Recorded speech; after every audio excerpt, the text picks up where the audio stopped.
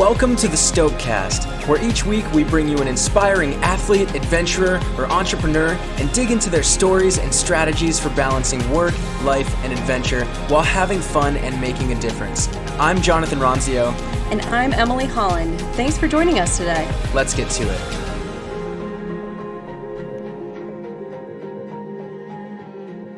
Emily, do you play any instruments? No. Well, I play the bass clarinet.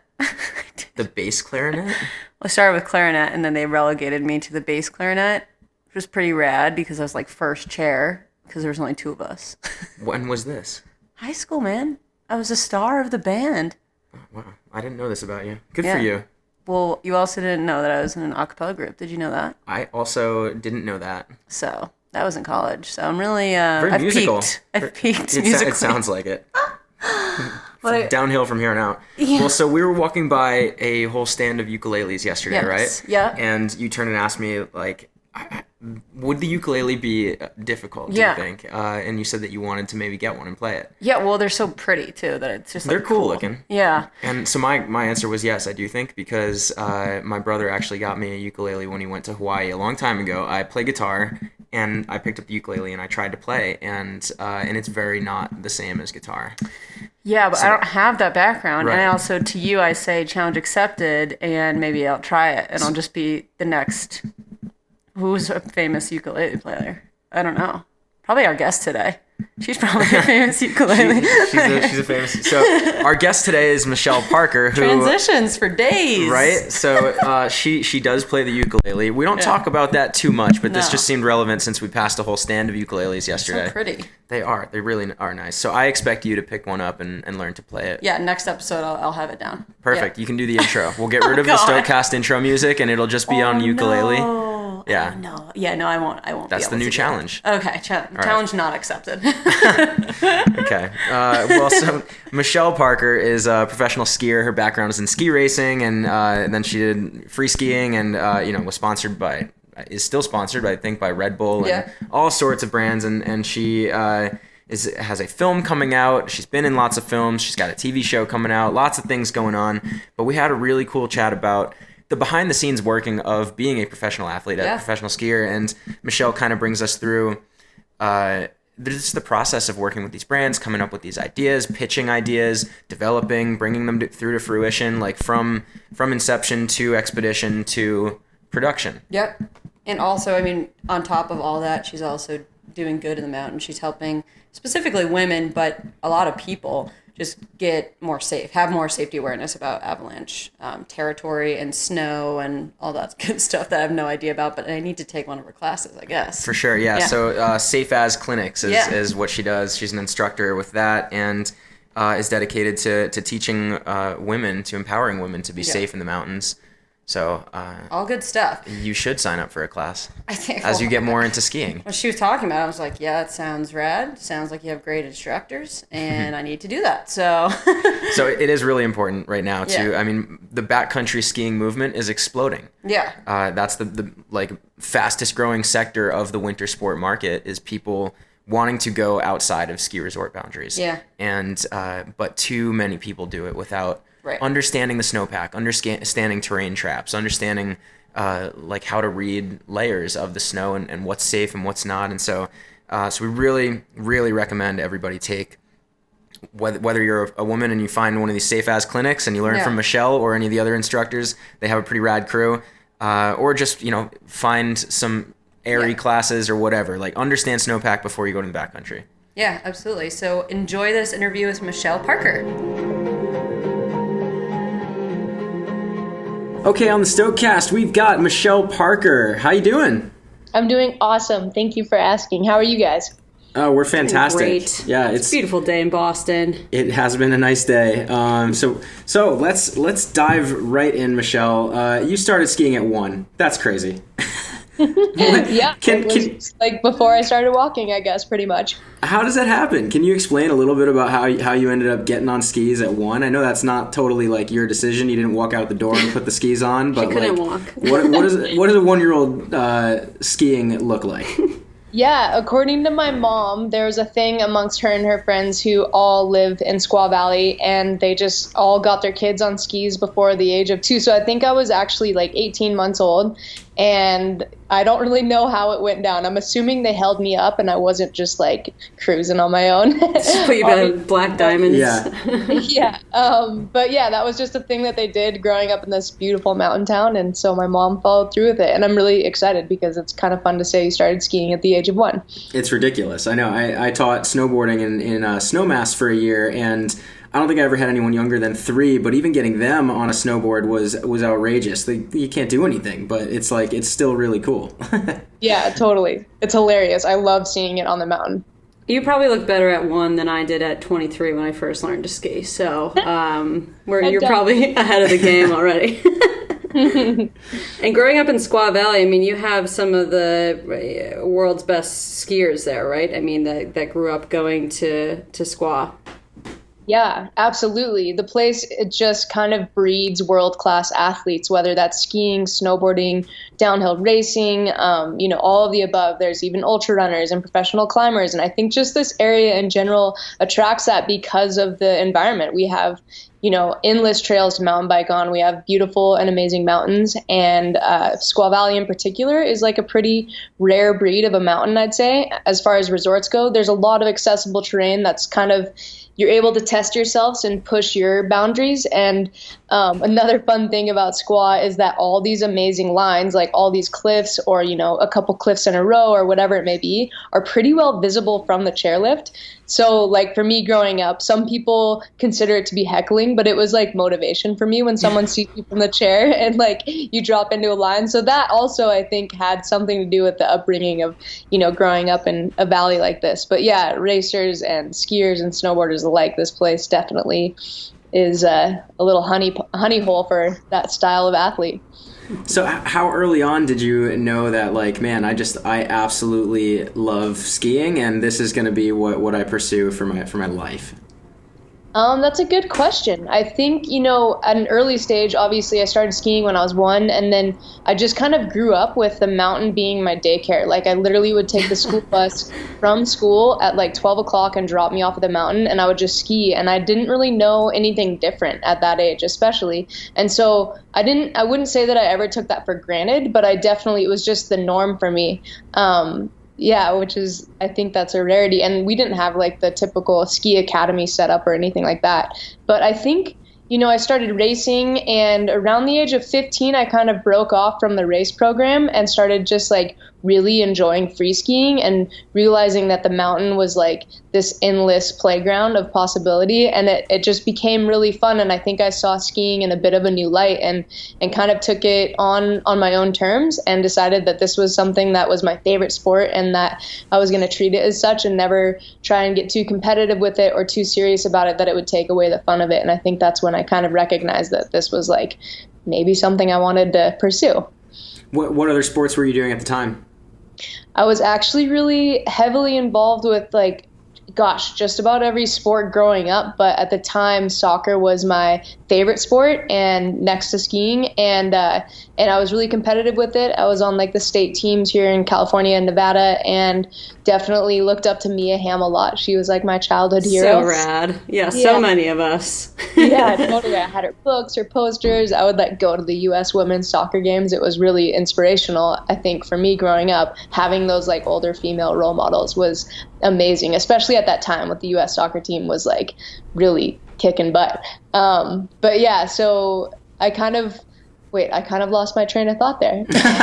No, we were just talking about what other sports you were doing, and kind of where I was going with that is it's often so hard, whether in the sport you're pursuing or in business, like to focus on the one thing and leave something else behind that you might love, and like how you decided like skiing over soccer, right, or anything else since.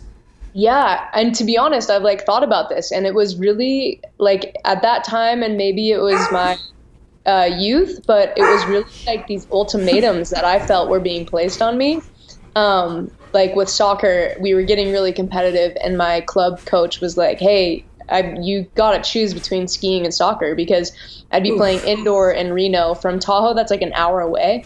So my mom was like, I'd go skiing, and then in the wintertime, like pick me up and drive me straight to Reno. And I would show up like maybe 5 minutes late, but always do my 100% best, and like felt like I was a really big asset to the team, and I was like trying really hard to participate. But yeah, it was like this ultimatum that came down to like, you have to make the choice. And so since it was him, I think I kind of leaned towards skiing. I was like, all right, I'm going to ski. And then I was racing a bunch and starting to really enjoy skiing powder and skiing in the park, and like not training as much probably. And my coach was like, look, like, I don't want you going in the park. I don't want you going upside down. I don't want you skiing with all these boys. Like, you've got to commit yourself. And I was like, all right, well, maybe I'm over with that too. And kind of just like paved my own way and like rebelled a little bit, I think, against like that like training regimen or that like seriousness. And like I felt at the time it was an ultimatum, but maybe that was my age. That is kind of, it seems like very strict of your coaches to be like, no, you can't be skiing with those guys. You got to just come to practice. It seems very stringent. Yeah, and maybe my memory's failing me, but at like the age of 15 or even 13, when I had at like 14 for soccer, I was like, all right, I'm out. Yeah. Yeah. Well, I mean, and that like seriousness of the training and the race side of things, maybe that's why you started being drawn more towards the free skiing and really just like having the ability to create your own way, you know? Yeah, it was just fun. We, you know, rather than like lining up at the top of the course and getting coached and stuff, which I loved as well, we were like lining up on the top of the jump and like coaching each other. And it was me and my peers, and there was this really cool energy to it. And it was just super fun. I was definitely attracted to that vibe on the mountain and like having the choice to go wherever I wanted. And yeah, I mean, I was 15. I was a teenager. I was like, I want to be on my own. Yeah. So today you are a professional skier, but you also climb and mountain bike and fly fish and do all these things. You're into photography and I believe you play the ukulele, right? Yeah. So like, I mean, as we're talking about the necessity of giving up the one thing to pursue skiing and find success there, you know, how now, fast forward, do you balance like all these other pursuits with the life as a professional skier? Yeah, well, it's an interesting lifestyle. And I guess like the job aspect of it is like you're your own boss. So you have to be diligent and on top of yourself to like work as much as you want to work. And it's being self-employed as well. It's like you can work as much as you want. And there's always something that you can do to be benefiting your career. And then in the wintertime, you know, this year I was basically not home from December until May. And so being on the road so much, you kind of have to live this lifestyle of like still being productive, but you're also faced with a lot of downtime. If it's bad weather, you're stuck inside and you can't go out in the mountains and film and you know, do that aspect of the job. So with that downtime, like there's always time to, you know, do computer work and whatnot, but you finish that and you're like, well, I could learn an instrument now, or, you know, practice my Spanish. And being in the field that I am in, I feel like I get to travel the road with a lot of creative people and photographers and filmmakers and people who are conceptualizing stories and producing. And so my job entails a lot of that as well. Like this last year, I worked a lot on the logistics and production side of a web series that I'm working on with Red Bull. Called Originate, and that'll be out this fall in September. And nice. But so that's just another example of how you can kind of dive into these other aspects of the job, and it really helps you to become pretty well-rounded. And then you're building so many awesome connections in the industry too. It's like kind of an exciting thing to have these doors opened up and time to like pursue other things, but it also keeps you highly busy too. I was just like talking about it with my boyfriend. He's a professional photographer on the snowboard side. And it's kind of interesting because our work is very seasonal. And for him, he can pick up plenty of work in the summertime if he chooses to. But like I was pinned from, December till May. And then I get home and all of a sudden you're like, the projects are relatively complete and all you're doing is giving feedback on edits and stuff like this and filling in work where you want to. But it's very seasonal and there's not always something that's keeping you going necessarily unless you're like self-motivating. So I think it's important to like open up your mind and try to exercise that all year long and like use the time that you have to be productive. And that's kind of helped me to maintain that like forward thinking and like positive attitude, I guess, and just in general happiness, like always being busy with something. I love that. Keeping yourself busy, but in a really productive way. So speaking of kind of breaking out into the industry and being a pro skier, obviously you have sponsors and you have people that you're working with on these projects for these different TV series or for some of the films that you've been in. So how has that been? I mean, moving through that space and gaining sponsors and navigating those relationships for those who potentially want to do that or are interested in how that process works. How does that go down? Yeah, that's a really interesting thing with everyone's separate paths to becoming professional, like extreme athletes, whether that's climbing or skiing or snowboarding. I don't think I've heard the same thing twice. Like everyone has their own unique story. So, you know, back in the day, it would be like you go out and you film like a little promotional video and you send it off to sponsors. And for me, I got really lucky and I was skiing park at Squaw one day and this guy came up to me and he handed me his business card, which I still have and I'll never get rid of it. Framed. He was the owner of Line Skis. His name was Jason Leventhal, and he was like, hey, I wanted to give you this card. If you're looking for a sponsor or you'd be interested in competing, I'd love to sponsor you. And so he kind of took me under his wing, and just by like being at this resort and seeing me ski. And so I got really lucky. And at the time, to be honest, like I was looking up to these female soccer players, but there wasn't that many female skiers that were getting a lot of media coverage, I think, because there was like a handful of them, but they weren't in my face. Like I wasn't seeing that. And I was like, you know, looking for that too. And so I didn't really look at it necessarily as being like a full-time job opportunity. Like I was like, this is my passion and I'm pursuing it because I love it and still am to this day. But at the time I wasn't certain that being a professional female skier was like an actuality. And so I got really lucky in that way that it fell into my lap, and I just said yes to the opportunities and continued to, you know, kind of shape my way, and then had some older mentors that would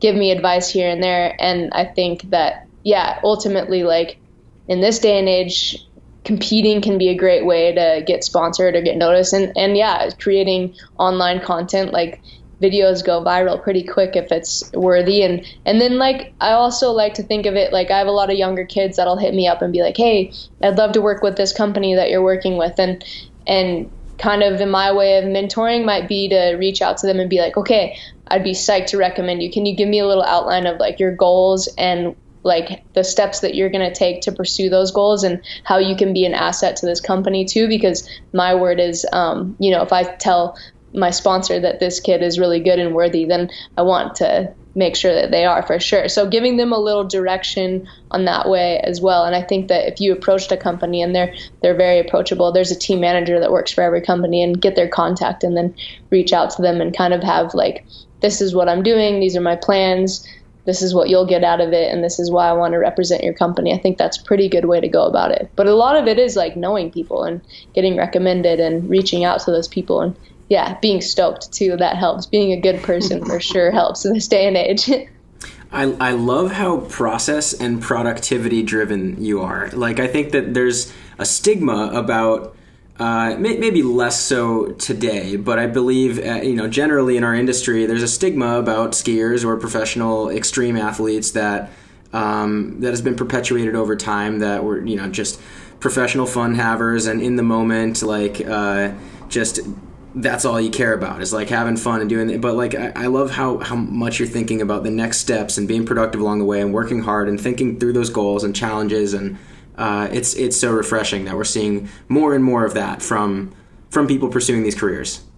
Yeah, I think you have to be in this day and age. You know, social media has opened up so much opportunity for an athlete to represent themselves and to tell their own story. And I think that, you know, companies, you can work with them. You might, like, there's a lot of opportunity for people who are just like really good at social media or at coming up with rad ideas and trip ideas and stuff and pursuing them. But really ultimately, like, we do have a job, and it's important to fulfill that job. And that is ultimately to represent these companies and to sell their product, and, you know, cut and dry, that's what it is. So how do we do that? And this job is like, it's such a blessing, and we are professional fun havers. I wouldn't trade it for anything. Totally. Yeah. But on top of that, there is responsibility, and I think it's good to continue to evolve too. I've seen so much like of the industry change in the 15 years that I've been a professional skier for. Like, there's been a lot of changes, and it's been fun to adapt to that and to try to stick with the times and recreate yourself. And alongside that, like, my passion in skiing has changed, and I think that's helped me to stay relevant as well as I've gotten, deeper into this industry. So in what way has your passion changed? Well, like, for example, I started out racing, and then, I wasn't getting paid at that point, but I had sponsors, and then I switched over to slopestyle and halfpipe, and that's when my first, real sponsors started to happen. And then from there, I kind of always knew with my racing background and growing up in Squaw that I wanted to film. And so I started big mountain skiing, and with that comes the responsibility of learning about avalanche awareness and education and how to travel safely in the backcountry.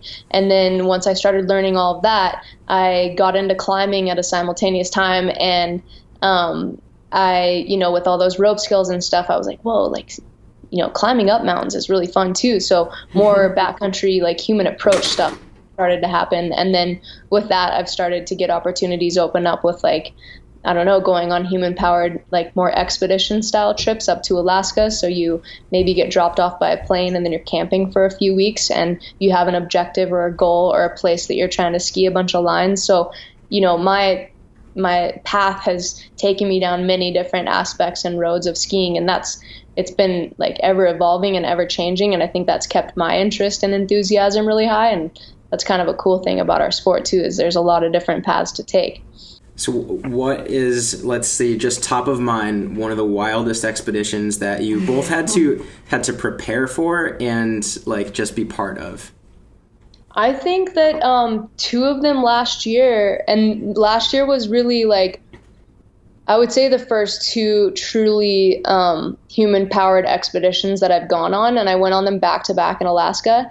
And the first one, we went to this place called the Kachatna Spires, and it's in this seldomly visited area of Alaska outside of Talkeetna. It's in the Denali National Park, but just on the border. And we kind of just went out there. We hadn't had any records of too many ski mountaineers going out there, actually any. We checked with the park and we did our research, and we're like, this might be a pretty cool zone to go explore. We'd seen a bunch of pictures in more alpine climbing journals and stuff like this. And so it was Chris Davenport who found the spot, and we went out there and kind of it was really exciting to think that we may very well have been some of the first skiers to have skied a lot of these lines. And I say that I don't really like claiming a first ascent or anything like that. But I think that could be possible on this trip. And that was definitely a part of the excitement of being there with the crew that I was with. And that one was kind of the first true expedition of my time as a professional skier. And that was a really exciting trip to be on. I was with basically three of my favorite and biggest mentors in my life right now currently. And that was extra special to get to be in the mountains with them, some of my best friends for sure. And then right after that, we went to Denali, and that was purely a vacation. Me and a bunch of professional skiers were we want to go climb and ski this mountain. And we didn't have a photographer or videographer or sponsors or anything like that helping us. It was just let's go do it on our own because it'd be awesome. And then it was in July, it was almost into July when our expedition ended, and we were whoa, we were hashtagging at Denali summer vacation, and we're we should go to the beach right now. We ski all winter all over the place, but it was so fun to go there just purely out of passion to explore a new area and go skiing with these other professional skiers. It was really awesome. For sure. That is rad. So actually last June, from June 5th through, I want to say the 20th, I was on Denali as well. Oh, epic. Yeah. I bet our paths crossed. We probably passed you on the way down to base camp when you were on your way up. But yeah, it was same thing. I just me and a few friends just decided to go on a split board expedition and just go do Denali and have a blast. And what a mountain. Yeah, I was on the beach during that time. Good for you. Yeah. Cool. Did you guys snowboard off the top? Did not snowboard off the top. Ended up riding from the fixed lines and then back down. But we had a few mishaps along the way with some team members, and then the weather window being a little tricky on the upper ridge line. So we unfortunately didn't make the summit. But I'm looking at it for next summer. Oh no! Yeah, yeah, because the weather was terrible before we got there. Yeah.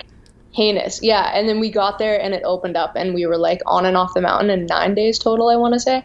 Yeah, I know. So I'm sitting there having like a pizza and a beer in Talkeetna after getting off and like kissing dry, dirt again. And literally those like next couple days, the weather was just perfect. And I think that's when probably you guys were going for the top. So it's such is life, on those types of trips, right?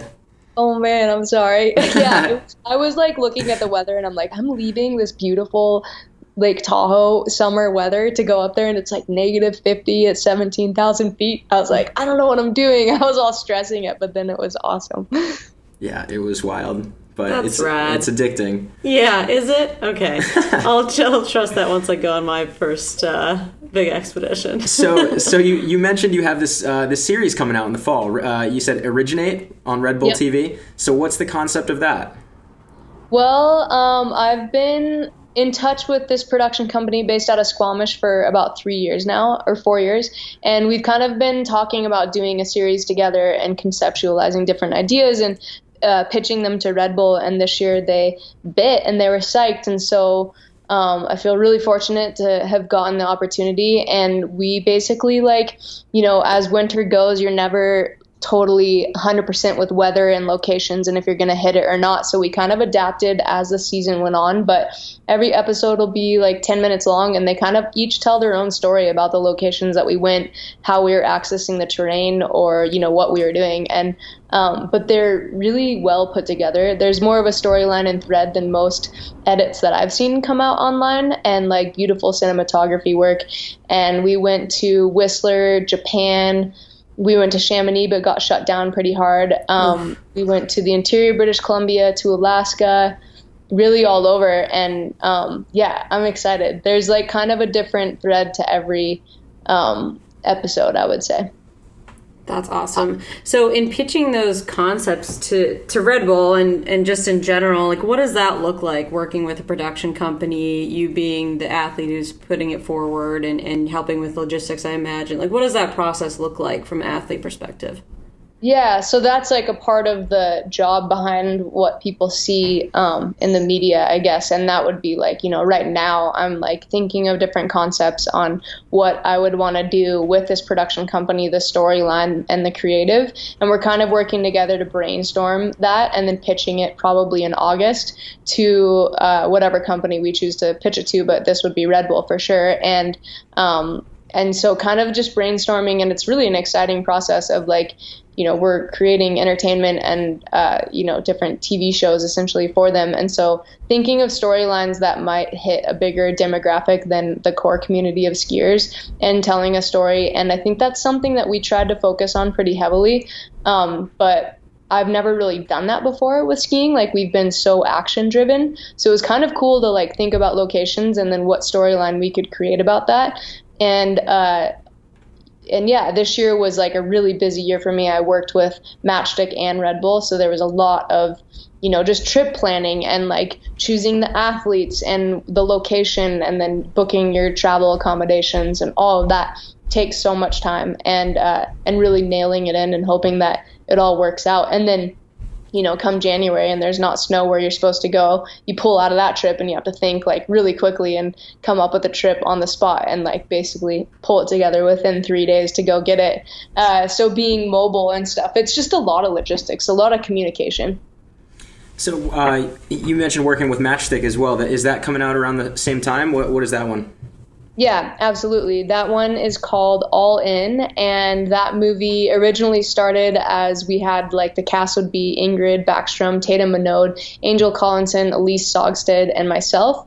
And then we kind of like pitched the story actually originally to Red Bull, and then Matchstick caught wind of it and they approached us and they're like, we would love to produce that. We'd be really psyched. So a lot of the year, that was an opportunity for me to get to ride with other women. And I think in this movie we have equal parts of there'll be equal parts female segment to male segment, which is the first of its kind in ski action filming, I'm sure of it. So we're really excited about that. And it just gave us the opportunity to ride together. Like Angel Collinson's been one of my best friends for a while, and we've never skied together until this year. And so that was really special. And it's hard to put into words what that means when you're out in the mountains, but basically it just motivates me like way more than when I'm skiing with a group of guys, to be totally honest. Like I can relate to the women and what they're doing out there so much better than when I'm checking out what the guys are doing. And so with confidence building and just like, I think really pushing your own limits, and it's really inspiring when you see Elise huck a huge cliff and then you're like, okay, I want to go do that too. And as opposed to like if I see Cody, Elise's husband, huck like this massive cliff, I'm like, oh my gosh, like I don't think I can do that, or like, I don't know if I should try that, or like there's all these questions. But like when there's other women around you and you just push each other, like I think it really brings out the best in all of us in the mountains. And it was so fun to get to work with them out there. That's awesome. So in creating those spaces, I guess, for more women to be in groups in the mountains like that, can you talk a little bit about Safe As and how that came about, and what kind of work it went into putting that together? Yeah, for anybody listening who doesn't know what Safe As is, please give us the full acronym. Yeah, talk about it. Describe it. Give us the acronym. Full acronym. I feel like I have to look up the full acronym. I get confused sometimes. That's not good. Anyways, yeah, Safe As was started, I want to say 6 years ago. And it was basically happened right around after the Stevens Pass avalanche occurred in Washington, yeah. And Elise Sogstead was a part of that avalanche. She was one of the survivors that was caught in the avalanche. And we kind of were all just debriefing and talking about that and communicating. And it was after yoga, we were drinking coffee, and we were like, man, we want to like create a space for women particularly to come together and get educated. So Safe As, the acronym, is Skiers Advocating and Fostering Avalanche and Snow Safety. And it's a clinic that we host. This is our 6th year doing it. And originally it started out for women, and we just wanted to create a space where it felt really encouraging. Like oftentimes women are outnumbered in the mountains and the outdoors, and we just wanted to bring them together and be like, hey, like rather than being a 10-to-1 ratio in an avalanche course, like you can start out here and then hopefully like guide them to take their first avalanche course, and not be reliant on others in the mountains, and kind of own that space in the mountains and being a team member. And that's super important with what we do when we're traveling in the backcountry. One of the biggest dangers of what I do is avalanches, and that's just, to break it down, it's like snow study and really understanding what the snowpack is doing and the weather. And a lot of that comes down to group dynamics and human factors is what they call it in avalanche safety. And so being able to teach that and spread that knowledge is really important. And I think it's really cool. We have, myself, Ingrid Backstrom, Jackie Peso, and Elise Sogstead are like the 4 professional skiers that are hosting this. And we all have each have our individual stories to talk about and to teach. And then we have a lead avalanche instructor, Lel Tone, who's absolutely amazing. And she is ARI certified and teaches all the courses, like the basic curriculum, I guess you would say. And then we kind of add to that. And it's a pretty intense 1-day clinic. And the last 2 years, we've also added like men and women in one class together. And that's been really fun too, because sometimes you'll get like a dad and his wife and his 2 daughters, and they want to go backcountry skiing together. They all want to be on the same page and take the course together. And you have the daughters who get to take it from, maybe some of their skiing idols, and then the parents are together. And it's been really cool to teach others and to spread something that we feel like is really important, and to kind of, let people know that it's cool to take an avalanche course. It's like really cool, and you should totally do it. And yeah, just generating that encouraging space for women in particular and men to come together and learn about something that we think is, could save your life. For sure. That's the definition of meaningful work. Yeah, seriously. And just, I think, seeing yourself in, like you were saying before, when you were growing up and you didn't really have female, I guess, role models within the skiing space or within the outdoor adventure space, or any available women to look up to. Like this, it's super important to have those role models. And I think that recognizing a lack of them and just doing something to combat that is amazing. So that's awesome. And how can people come or get signed up or learn about them? Yeah, we have a website. It's www.safeasclinics.com. And we also have social media at safeasclinics on Instagram, Twitter, Facebook. And basically, like right now, we're kind of wrapping up our past season, but all the clinics are hosted in December, and around November, sometimes October, we'll start releasing the clinic dates and locations. Typically, we try to squeeze in as many as we can, but we're all pretty busy, so we do about 6 per year. We've done them in Washington, Utah, Colorado, and California. And we're definitely like looking to expand this, but for now, that's like as much as we can manage. And that's been like another aspect of my job that's been really exciting. It's like, always staying busy with positive and productive things like we were talking about earlier. In the fall time, like that's much of my time is devoted to creating these clinics. And a lot of that is, again, just like you're hosting an event. So it's fun to dabble in different aspects of this career and find what you're passionate about. Yeah. So how have you found it kind of bridging that gap from like you as the business and pursuing that career as like being the adventure athlete to actually having a business beyond your personal brand, I guess? Like is it a natural progression? Has it been pretty easy, or going from athlete to entrepreneur, or has it been, I guess, connected throughout the way? I think you build so many amazing relationships and contacts in what we do. Like it's really fun to put it to work and come up with something that either you think is meaningful and that you can really get behind. Like this clinic is something that we're all really, really passionate about. And so that was like an easy, we can do this. And then it was a learning process to get from, even about insurance and thinking about all these things that come along with hosting a clinic, that you're doing something active and it's on the hill and stuff. So it was a bit of a learning curve, but now we've got it dialed down to a system pretty well, and it still takes a lot of work, but it's really fun, and you get to work with your friends and everything, so that's fun. But I guess I was just inspired by all the other athletes that are doing this similar things, whether that's starting a company like Cody Townsend started Arcade Belts, or all these different athletes are very much, they have their fingers in fun different activities, and I think that I don't know. It's just it's really there's endless opportunity to either make a difference or pursue your career and push it in other realms of what we do today. There's other skiers that have started their own production companies, and now they're doing major commercial work. So there's really, there's endless opportunity with what you're passionate about and pursuing it in what we do, I think. It's amazing how creative the people in our industry are.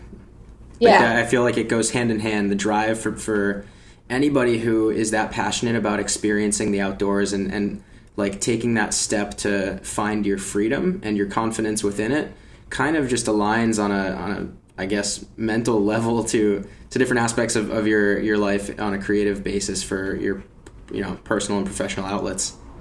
Yeah, totally. And initially, when I first became a professional skier, I remember being well, you know what? I want to do something bigger. I want more of a purpose to come along with this career. And how can I use my voice to, whether just to be a positive influence on younger ladies or on everyone to be outdoors, or, whether it's talking about climate change and going to Washington, D.C. to talk to senators and congressmen, or, making a difference locally or with different philanthropic endeavors. I think that we have such a platform and such an opportunity to do so. It would be a shame to see that go to waste. Yeah, absolutely. Especially with social media, like you mentioned before. So speaking of doing some outdoor advocacy, so how did you get involved with that? What was the progression from, like Jonathan said, athlete to entrepreneur to being involved in that on the hill? And then how can other people get involved, and how do you recommend to your friends or peers? With things like Protect Our Winners, or? Yeah, like outdoor advocacy efforts. Yeah. I think, naturally being an outdoor athlete, it would be a shame not to care about our environment. And Protect Our Winners is an amazing organization. They're a nonprofit, and started by Jeremy Jones, who's been a longtime hero and friend of mine. And I think he just wanted to do something about it. And he, within the last, I want to say they're at least 10 years old, has really shaped this nonprofit to be a guiding light for a lot of people, whether you're a professional athlete or not. If you go online to protectourwinners.org, I believe it is, there's a full roadmap of how to get involved and what you can do. And a lot of what we're seeing and what they've been seeing success with is with local and small governments. So there's a lot that we can do as individuals, as citizens, to better the environment. And one of that ways is to reach out to our local government, to your congressman or senator, and to voice your opinion, whether that's by phone or in person. Go to your town hall council meetings, lobby and get involved and use your voice. And I think that's they've really helped us by giving us a roadmap and teaching us and guiding us, and kind of, if there's something that we're passionate about, we can bring it to them and they can help promote it within their channels and stuff. And it's really just a group of like-minded individuals that want to learn as much as we can to help and spread that message. And it's been really cool to see some of the change that we've been able to generate. And I think that it can be a very overwhelming thing to think about and to communicate with each other about. But it's certainly, the time is now, and I think it's in our best interest to use our voice and come together on that issue for sure. So between everything you do in the advocacy world, and then your adventure pursuits and safe as and then just having fun with friends and family, how do you feel about the balance in your life, the way that you prioritize the things that you do and how it stacks up? Yeah, that's something that I think we're all constantly seeking, is that perfect balance, right? It's it feels like it's the never-ending question. Where is it? Right. And it may not exist. I mean, we get some very varied responses to this. Balance is difficult, if not impossible, to achieve. But it can mean something very individual to you. And I don't know how you feel about the things that you do. I think on a daily basis, for me, I know a few things that make me tick and that help me to maintain that mental clarity and or balance. And one of those is getting active outside. And if I don't have that, I notice that for sure in a day. So I kind of try to stay on top of that. And I would say that's probably the biggest thing that gets my wheels turning. And then that creates space for creativity and to think of other things that you want to pursue. And I think it's easy to feel quite lopsided in seasonal work. I ski all winter, and then all of a sudden the summertime, I really have to stay motivated and on it with myself to, create more opportunities or to continue to maintain my health and wellness and whatever that may be. So I'm kind of always seeking balance, and especially as you get older, things start to change and there's more responsibility and stuff like that. So it's an interesting thing to always be seeking. But I think, just staying active and having purpose is really important. Do you map out goals and challenges and to-dos and all that kind of stuff, or have a meditation routine, or what kind of things do you do to keep you in addition to just being active on a daily basis outdoors, how do you keep yourself motivated in those different aspects? I definitely have to-do lists, and I try to check those off. And one thing, I'm not much of a physical, I write my goals down, but I definitely create goals, and then that helps me to stay really motivated. My most recent goal that'll happen on Saturday was signing up for a bike race, and it's a road race, and it's probably the biggest ride I've ever done with the elevation gain and distance. And so that's kind of motivated me. I've found in the summertime, if you sign up for these events, you better show up prepared. And so that's motivated me to stay physically fit. And it's just really fun too to kind of chase down those goals. And then on the other side of things, I think that something that makes me tick is being creative and just trying to figure out different ways of, helping the brands that I work with to be successful, and also doing things that I'm passionate about. So a little side project that I'm starting to conceptualize is to create a book. And I shot a lot of film last year, so that's something that I'm really excited about. I have 9 more roles to develop, but I'm excited to kind of put those down on paper, and then thinking about like ways to execute that. And all the profits would go to protect our winners, and trying to tell a different story through my eyes in an artistic way, and something that people can have that's tangible and it's fun to flip through and it brings people joy, and it's not like a magazine that you might chuck. It's like something that you're stoked to have, and it's from, I don't know, I think that like these different pursuits are pretty fun to think about, and that like motivates me on a daily basis to work towards that. Yeah, so it just seems like you're always cooking up something new. I mean, when you said film, I thought you were talking about like, video, and then you're like developing film, and I was like, oh, okay, got it. That's awesome. And that could be a good addition to anyone's library, I'm sure. And also, that stuff is stuff that you go back to when you want to get inspiration for like next trips and next expeditions. So it'll just keep perpetuating people to go outside. Yeah, totally. And then like music is so fun as well. Yeah. My boyfriend's an incredible guitarist, and so we've been playing a bunch, and that's become like another side goal that's like fun to work towards. And like I think all of these things kind of tap into a different aspect of my brain and make me tick and make me motivated and stoked. It all feeds into the next, right? Yeah, exactly. So looking back at your, I guess, personal and professional career, are there any specific like definitive moments along the way, or setbacks that you overcame that you credit to giving you the creativity, the confidence, the whatever it is that you embody today? Yeah, and most of those, to be quite honest, have come in the form of injury. I've had 3 major knee injuries, which are a total of 5 separate surgeries. And each one of those injuries, I would say, has taught me like huge lessons, and has also given me the opportunity to explore different aspects of life. With one injury, I remodeled my house and picked up the ukulele. With another injury, I went to college because I hadn't been in a long time and I wanted to learn. And like they've all been very clear like lessons in life too, like how to treat your body right, both physically and mentally. And I don't know, most of those setbacks have been quite difficult at the time, but to be honest, I don't regret getting injured, and I don't not wish that any of that happened. It all taught me these beautiful life lessons, and so much good came from those dark moments. The silver lining in the setback. Yeah, totally. That's the title of the episode now. I like it. Well, thinking about not getting injured moving forward, or being a well-rounded mountain athlete, like what are the key things that you make sure to include in your training regimen to be able to ski all winter, climb and mountain bike all summer, and everything in between?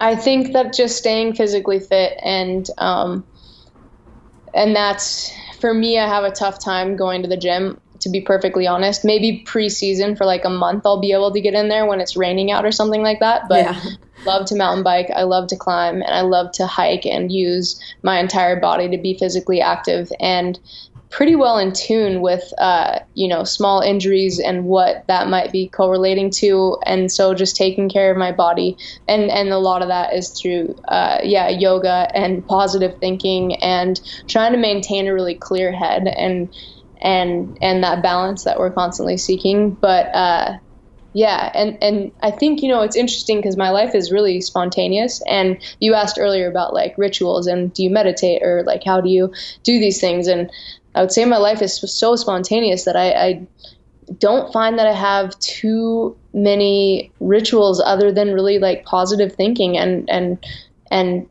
putting out what you want to take in, and being aware of that and trying to live really consciously. And I think for me that means like living in the present. And for me it's also, I think, maybe easier to live in the present because I never know what I'm going to do in a week. Like it's hard for me to plan that far out, and my daily schedule is all over the place. So it's pretty fun and spontaneous, and that kind of forces me to live in the moment. And I think that's something that I am constantly like seeking, and find that it's something that's, it's easy to do when you're skiing. That's for sure.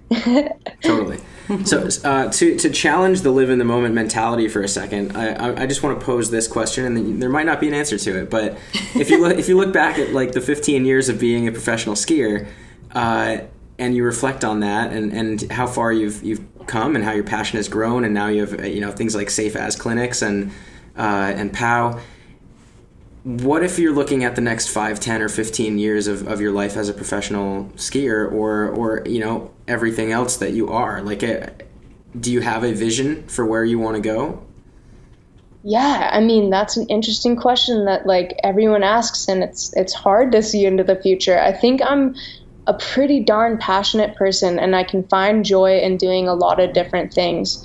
And I've always said that to myself, and I've always believed that thoroughly, so that, if the rug did get ripped out from under my feet with an injury or whatever that is, I think that I'd be able to pursue something like passionately other than skiing. But having said that, like, I definitely want to continue to ski and live the life that I have right now for as long as I can. And I think that could stretch much farther than 5 years. And I think that with the way things have evolved, like, there's so much more that can be done from myself as an athlete and moving forward, growing as a skier and as a person too, and as kind of a representative of skiing. I think that there's the possibilities are truly endless. And so for me, that would mean to continue to safely develop my skills on the mountains and to go after, different goals that I have within the realm of skiing. And some of those might be 5-year goals, to be quite honest. Like, there's one of them that I'm like, well, that could take 5 years.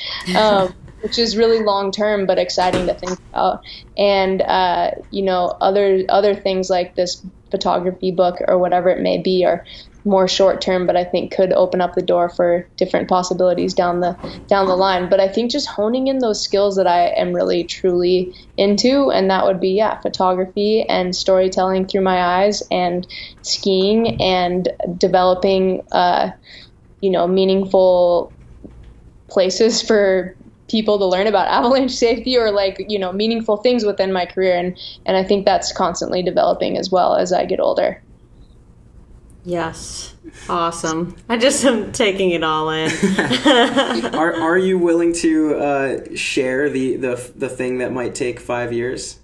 Can't do it. Can't do it? All right. I understand that. So yeah, it's her thing. That's all We'll good. hear about it in 5 years, maybe less. Who knows? Hopefully. Yeah, hopefully. Well, that's awesome. So one thing that we try to ask all of our guests, Michelle, is how do you define Stoke? I feel like I use that word so much. Like, us too. Yeah, totally. Stoke, man, this ever burning flame within that exudes from the person that has it, and it's fueled by passion, I would say, for the most part, and the desire to have fun. Emily's heart is melting over here. I love that. You the spoke fuel to the from core. within. I Yeah. was like, yes, please keep going. That was fantastic. Awesome. So let's figure out how anyone can keep up with you and your story, and where Originate's going to drop on Red Bull TV in September, right? And Yep. All In is going to drop by Matchstick. Probably hitting some theaters, right? In September, world premieres, and all the premieres after that. We'll be traveling around with that movie, so it'll be fun to meet anyone who's listening. Great. Amazing. And then where do you like to hang out on social?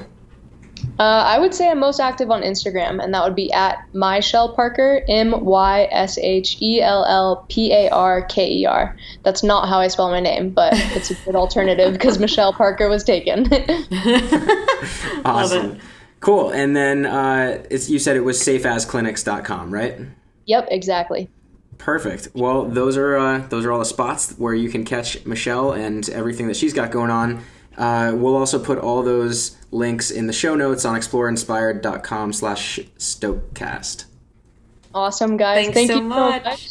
Yeah, it's been a real pleasure talking to you, and we're really excited to see the TV show and the film coming out shortly. Yeah, keep spreading the Stoke. It's such a good thing. # share the Stoke. Awesome. Well, thank you, Michelle. Thank you, guys. What an awesome chat with Michelle. She was great.